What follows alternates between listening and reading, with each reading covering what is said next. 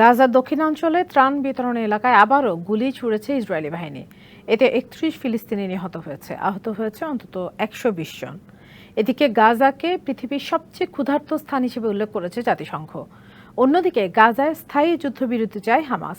সংগঠনটি যুক্তরাষ্ট্রের যুদ্ধবিরতির প্রস্তাবের বেশ কিছু জায়গায় সংশোধনী চাইলে তা অগ্রহণযোগ্য বলেছেন মার্কিন প্রেসিডেন্ট ডোনাল্ড ট্রাম্পের বিশেষ দূত স্টিভ উইটকফ।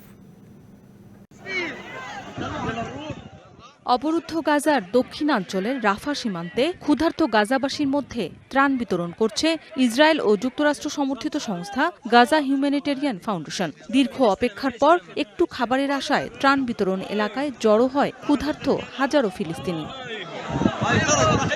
আর তখনই ত্রাণ নিতে আসা ফিলিস্তিনিদের ওপর ফের ইসরায়েলি বাহিনী গুলি ছুড়লে ঘটে হতাহতের ঘটনা। আহতদের সেবায় ওই এলাকায় অ্যাম্বুলেন্স প্রবেশে বাধা দেওয়ার অভিযোগও উঠেছে ইসরায়েলি সেনাদের বিরুদ্ধে। আমি ত্রাণ নিতে গিয়েছিলাম, খালি হাতে ফিরে এসেছি। এক ফোঁটা পানিও নেই আমাদের খাওয়ার মতো। আটা, চাল, রুটি, কোনো খাবার নেই। ত্রাণ নিতে হাজার হাজার লোক জড়ো হয়েছে, আমরা কিছুই পাই। নগদ পেমেন্টে ৫০০ টাকা পর্যন্ত ক্যাশব্যাক আর লেনদেনে প্রতিদিন ডিপ ফ্রিজ এবং ঘন্টায় ঘন্টায় এসি, টিভি সহ দারুণ সব গিফট। এ ঘটনায় ত্রাণ বিতরণ এলাকাকে গণমৃত্যু ফাঁদ আখ্যা দিয়ে বিবৃতি দিয়েছে গাজা মিডিয়া অফিস। আর গাজাকে পৃথিবীর সবচেয়ে ক্ষুধার্ত স্থান বলে উল্লেখ করেছে জাতিসংঘ।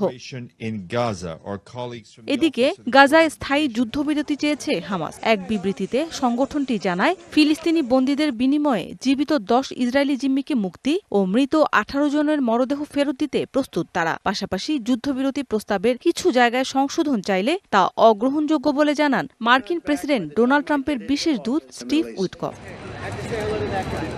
মৌসুমী শান্তা, ডিবিসি নিউজ ডেস্ক।